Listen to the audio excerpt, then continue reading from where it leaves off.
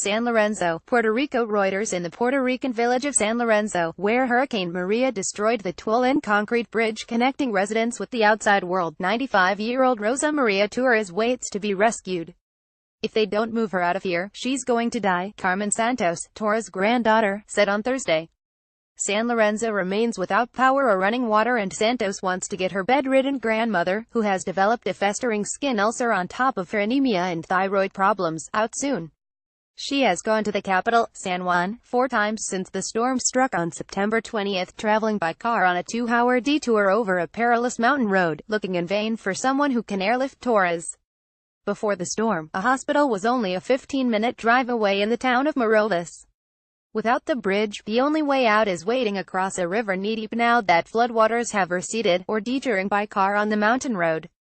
Santos did not think her grandmother would survive either option. Like many remote villages in Puerto Rico, San Lorenzo is contending with a silent public health crisis in the wake of the strongest hurricane to hit the island in decades. Isolation. One villager, dependent on dialysis treatment, was placed in a water barrel and pushed across the river by his neighbors. For the final few yards, he was carried on another mont's back, locals said, and then loaded into a waiting ambulance.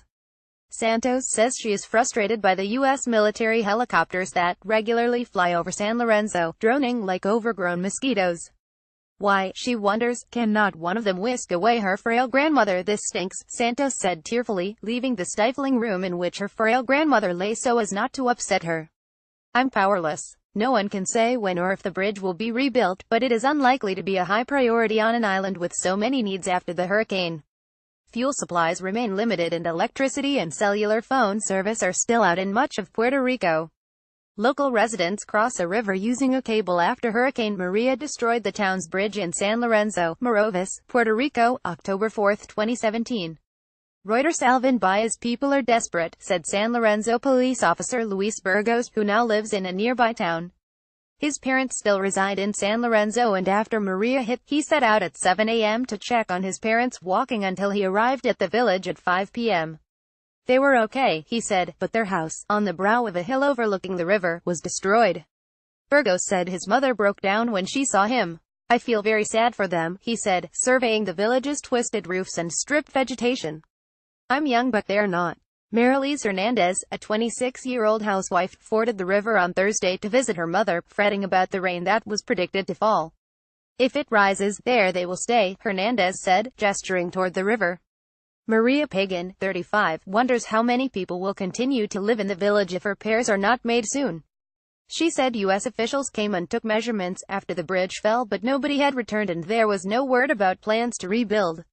With schools closed until at least January and their main link to the world broken, many village residents, Pagan said, are considering fleeing to the mainland United States. They're going to leave Puerto Rico, she said.